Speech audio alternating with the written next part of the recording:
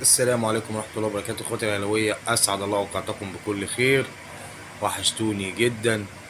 بن شرقي بن شرقي بن شرقي. أنا كمشجع أهلاوي مش عايز بن شرقي.